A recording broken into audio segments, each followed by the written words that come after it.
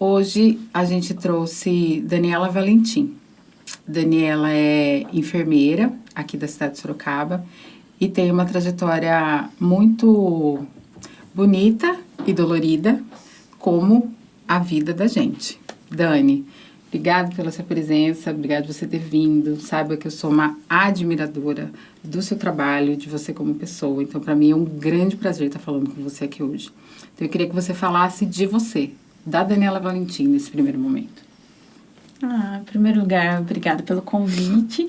E você foi falando de admiração, lembrei a primeira vez que eu vi você aqui em Sorocaba, que eu fui atrás de você para falar, falei, nossa, ela sabe tudo de movimento negro, como ela sabia, né? Então, essa admiração com certeza é recíproca, porque lembro uns termos que você falava, eu falava, nossa, que interessante, que legal. Eu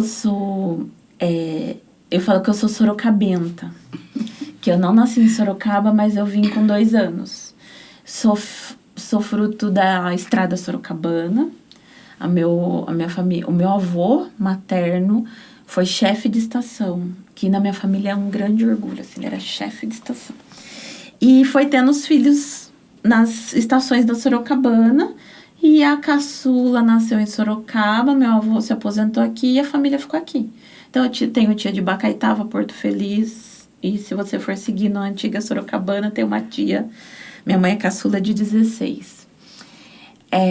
Sou mãe, tenho uma filha, Júlia, e um filho, Felipe.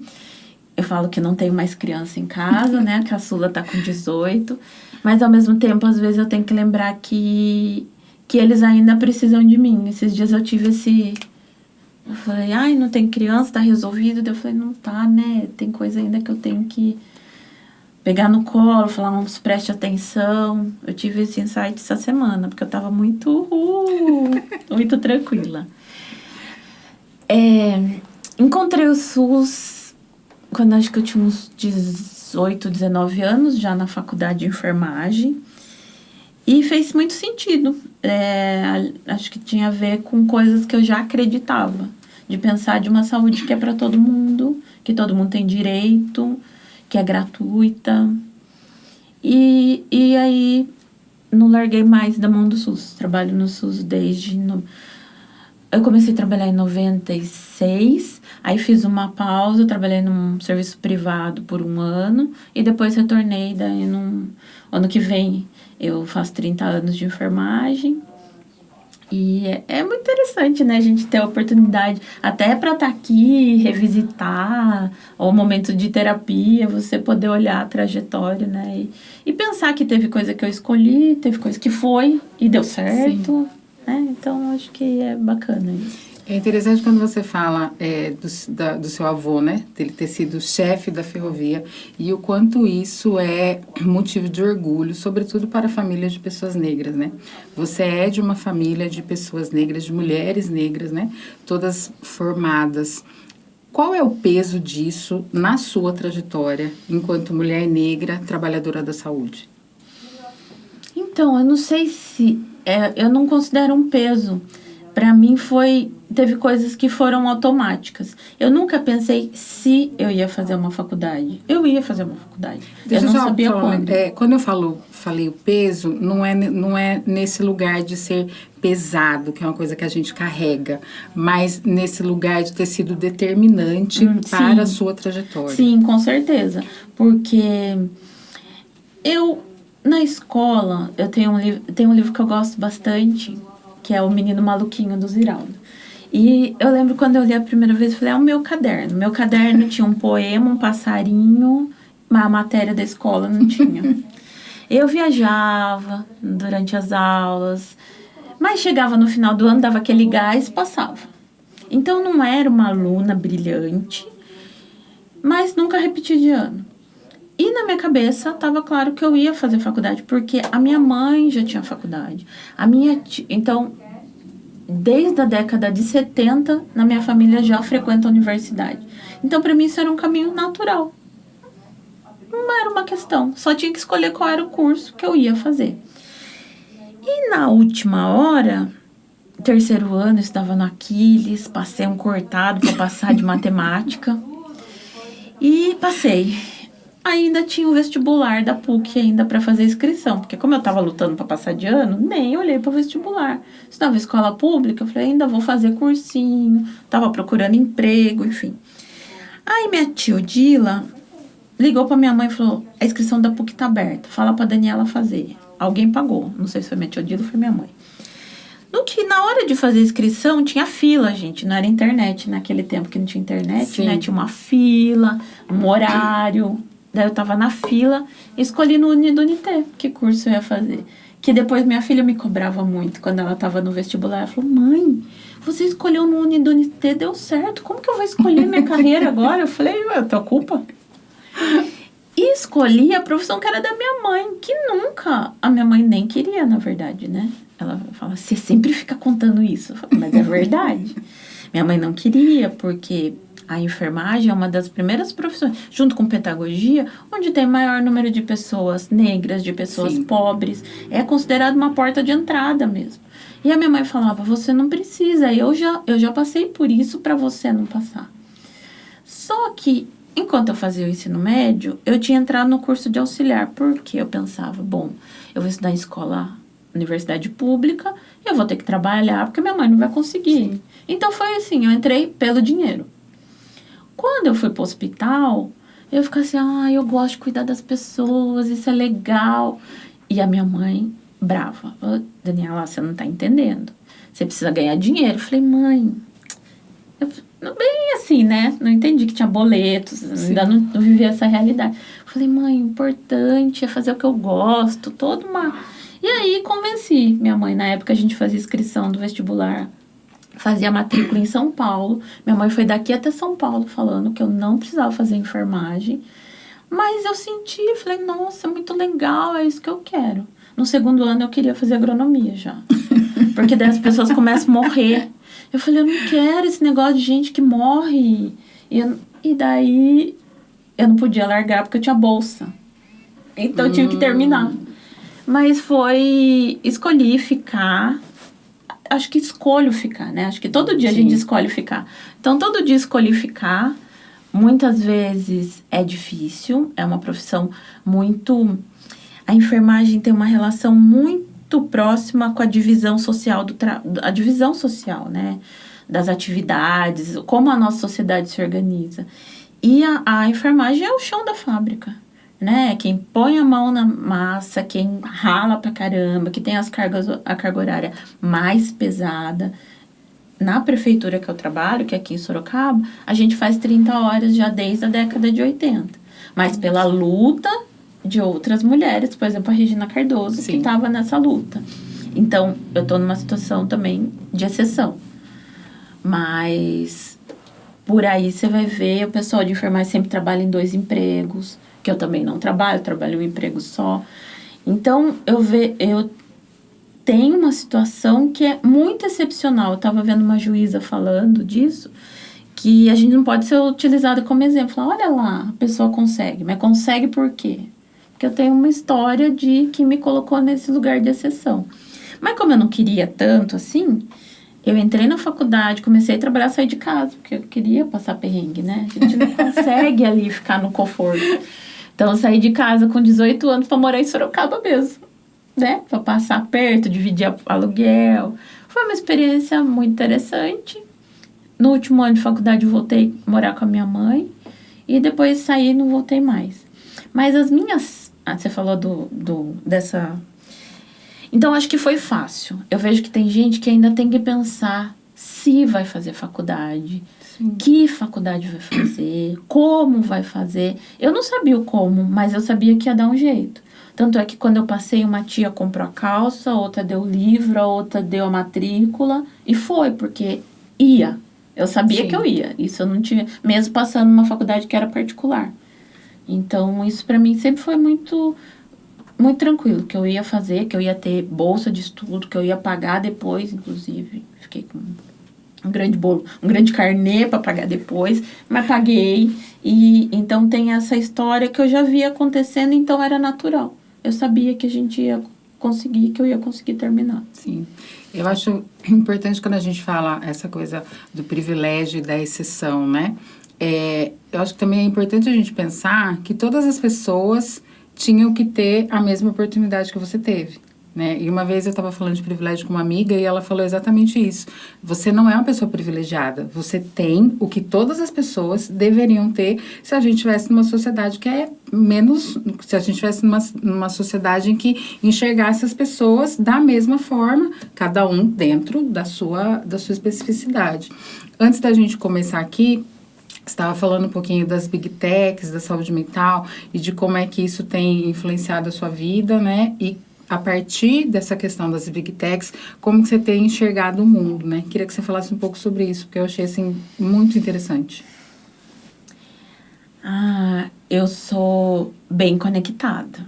Eu cresci, né? Eu lembro quando eu tinha 15 anos, 14, eu entrei no curso de informática para fazer Lotus 1, 2, 3, WordStar e DBase e peguei o finalzinho da Escola de Datilografia São Paulo, que era uma escola referência aqui de Sorocaba. A Datilografia São Paulo larguei, porque eu não aguentava mais aquele tec-tec. Mas a informática, eu fiz o curso completo e continuei. E eu lembro que eles me enganaram, falaram que não ia ter mais papel no ano 2000. E agora a gente imprime 2 vias e guarda a terceira, né? Mas tudo bem. Então, eu cresci muito, já acompanhei o nascimento, não, que... Mas eu acompanhei, não sou nerd, super, mas pro pessoal da minha faixa etária, eu sou desenrolada. E gosto de rede social. Com a minha filha, eu sabia de rede social muito mais que ela. Então, ela foi ter rede social com 13 anos, que era a idade que estava lá permitida e tal. O caçula já, né, já dá um nó na gente. Tinha canal de games, daí tinha um combinado que não podia mostrar o rosto, daí esse dia a gente achou o canal, mostrava o rosto, né? Então, o caçula já deu um pouco de nó. Mas eu ainda acompanhava eles na tecnologia. O TikTok eu não tenho, eu tenho medo, né? Assim como eu falo, eu nunca experimentei, fora o álcool e cigarro de tabaco, eu nunca experimentei nenhuma droga. Porque eu tenho certeza que eu vou gostar e não vou querer largar. Então, o TikTok é isso. Bem-vindo ao clube. Né? TikTok é isso. Eu tenho certeza que eu vou gostar, não vou querer largar, então eu nem quis. Mas eu gostava de um Instagram, Facebook, eu era bem ativa nas redes e tal. Esse ano, com a história do Palanque, acho que, né? Como foi montada aquela posse do presidente dos Estados Unidos, com a presença em massa das Big Techs. A gente tem visto já a tentativa de regulamentação das Big Techs. Sim. E uma resistência tremenda pela liberdade de expressão. Mas se a gente tem um código penal que já fala o que é crime no Brasil, por que isso não pode ser aplicado na questão Sim. da internet e tal? E aí, ok, Twitter já no ano passado, né, ano retrasado, vinha com uma história muito complicada de mandar embora o pessoal que faz o acompanhamento, principalmente da questão de violência sexual, né, o que envolve criança e adolescente. Começo do ano, começo a fazer denúncias. Então é o usuário que denuncia? Comecei a denunciar, e eles abrem um prazo para dar resposta. Quando começaram a chegar minhas respostas, era assim, isso não fere as normas. Isso não fere as normas. Acho que no 5º não fere as normas. Foi o quê? Tô trabalhando de graça. Tô dedicando meu tempo para isso. Tô sendo o produto deles, porque ainda estão fazendo uma enxurrada de propaganda, me dando vontade de comprar coisas que eu não preciso, ou não posso, preciso, não posso comprar, enfim. E aí eu decidi sair das redes sociais. Então, eu tenho hoje LinkedIn, Pinterest e YouTube, que também estamos num processo de transição. Facebook, WhatsApp, que é o que a gente usa para trabalhar e outras coisas. E aí, com o acirramento das questões entre Brasil e Estados Unidos, eu vi que minha vida estava na mão de uma Big Tech americana, onde está meu e-mail, todas as minhas senhas, todas as minhas conversas. Falei, mas tá certo isso, parece? E comecei a estudar outros caminhos. Então, acho que é isso. Quando a gente fala de guardar dinheiro, falar, não coloque todos os seus ovos numa única cesta, acho que é isso também, né? A gente começar a pensar qual que é a origem disso, eu quero ser produto. Vai ter coisa que a gente vai ser, por exemplo, aceitar também que a comunicação hoje no Brasil é via WhatsApp, então pouco vou usar, não consigo ser radical, mas o que eu consigo tirar, que vai fazer bem para minha saúde mental, porque também é um jeito da gente se esconder dos problemas, né? Sim. Se eu tô lá consumindo, as questões da minha família, as minhas questões, elas vão ficando para debaixo do tapete, eu acabo não olhando, né? Então, foi um pouco esse caminho individual. Não tô pregando essa palavra para todas as pessoas, mas fica aqui de alguém que está pensando nisso e preocupado. Então, o e-mail eu tô começando a desvincular, o calendário, o drive das fotos, porque parece que... E a gente fica em toda essa... Como que eu vou sair daquele que já me manda as fotos, seleciona a cara de todo mundo, quando eu quero achar já tá...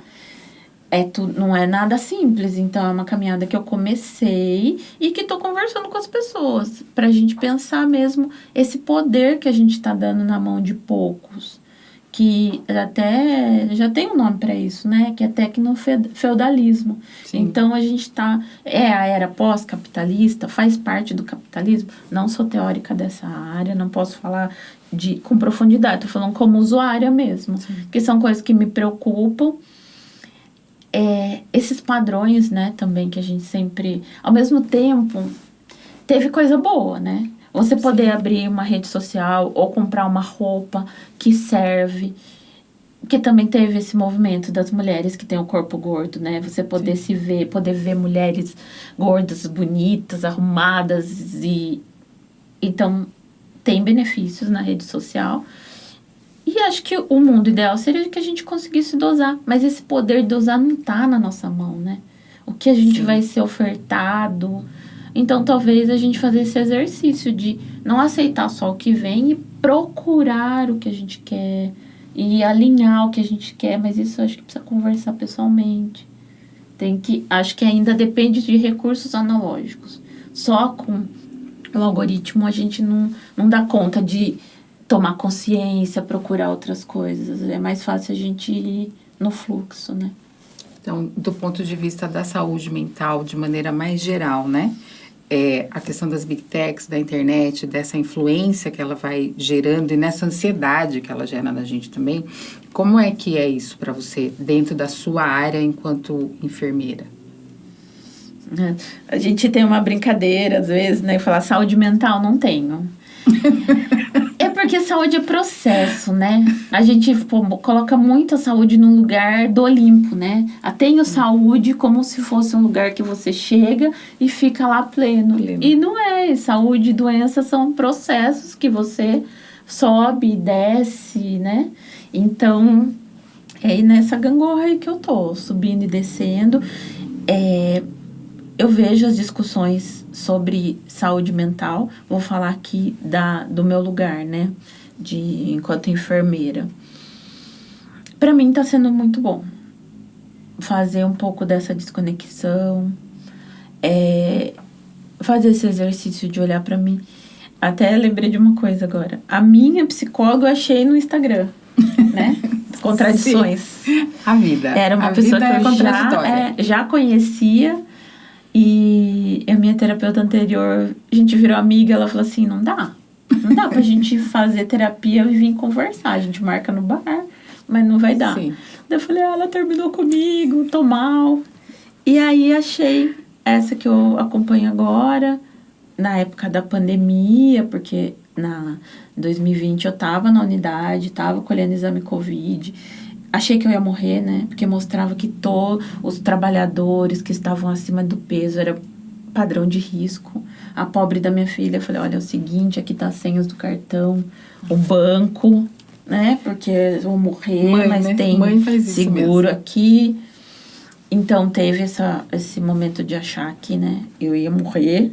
Eu acho que eu vou morrer ainda, né? A gente só não sabe o dia. Todo mundo vai, É eu diria. certeza, né? Na Todo verdade, não é mundo um vai. achismo, é certeza.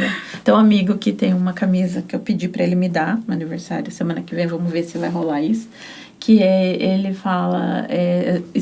tá escrito isso. Esqueci exatamente a frase, mas é sobre isso. Você vai morrer. Sim. Então, das questões, não sei teorizar, assim, explicar muito bem. Da minha parte, enquanto pessoa, estou tentando diminuir as redes sociais. Não sinto que eu tenho tanta interferência sobre os meus filhos.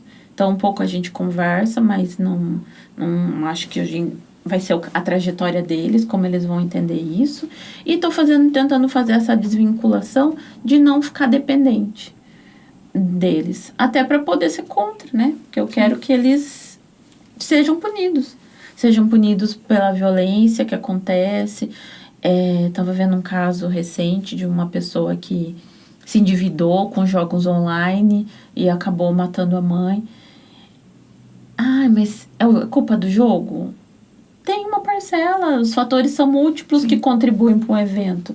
Então, acho que a gente tem que rever essa questão dos jogos online, é muito pernicioso, né? É a mesma coisa, uma coisa é ter a casa do bingo, um lugar que é em outro lugar. Agora tá na sua casa, naquele momento que você tá vulnerável, que você tá lembrando dos boletos e quer uma solução rápida para problemas. Então, eu penso que são coisas que a nossa sociedade precisa discutir. E eu quero estar junto enquanto usuária. Não é meu campo de estudo. Eu estou fazendo outra graduação, Sim. né? Mas ainda não estou nesse nível de discutir teoricamente. Então, enquanto cidadã, eu estou olhando para isso e discutindo com meu filho, porque a gente escuta, né? Falei, mas tem alguém jogando? Precisa ficar atento, ajuda, presta atenção, tentar fazer essa conversa em casa. Você falou dos seus filhos, né? Da Júlia e do Felipe. Eu queria que você falasse um pouquinho, eu sei que não dá para ser muito rapidamente, mas como é que é essa Daniela cidadã preocupada com as Big Techs e com os jogos e com as influências online, e essa Daniela mãe, que não tem crianças, mas tem quase adultos dentro de casa? Como é que é essa experiência materna hoje em dia para você? Então, eu tive uma parceria na criação dos meus filhos que eu achava incrível.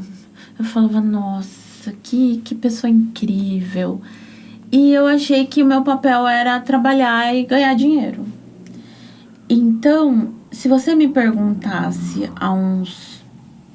Vamos colocar 5 anos. Porque até construir autoestima, né, foi um processo. Eu ia te falar que eu era uma mãe... Para não ficar pensando palavra, que eu não era uma mãe tão boa. Que eu, assim, tem febre, se precisa de cuidado, eu tô ali, eu ajudo. Mas eu não era aquela mãe que tava, acho que no meu ideal, talvez, né? Que talvez nem exista. E eu achava o pai incrível. Não eu achava, muitas pessoas que conheceram a gente achavam isso. E aí veio a separação. Eu achei que pra mim tava assim, eu vou abrir mão da guarda porque é muito melhor eles ficarem com quem tem mais condições emocionais, enfim, de cuidado, preocupação. E de repente isso não foi colocado em jogo, eu fiquei com a guarda dos dois. E aí a gente teve questões, foi uma turbulência muito grande envolvendo saúde mental.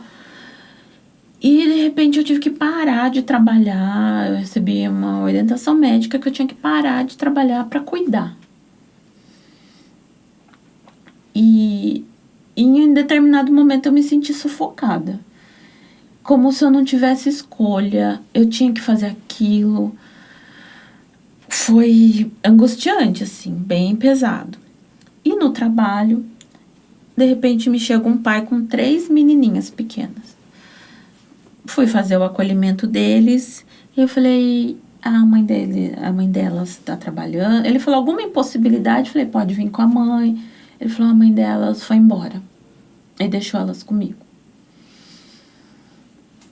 aquilo para mim, eu acho que eu levei o caso, né, junto comigo para casa, me libertou, porque de repente eu entendi que eu escolhi ficar.